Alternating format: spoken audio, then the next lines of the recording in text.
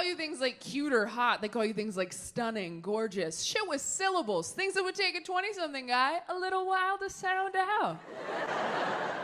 And older guys aren't like cute or hot either. You know, they're handsome, distinguished, like old pictures of your grandpa you shouldn't look at too long.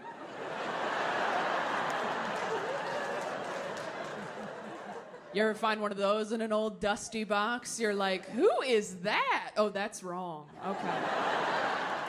They're not your family in those pictures yet. They're just the past. It is a gray area.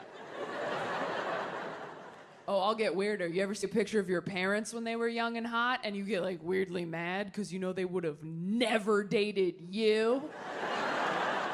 I saw a picture of my dad in college football once. I didn't talk to him for 3 weeks. I'm like, you would have left me at a drive-in, you Danny Zuko piece of shit.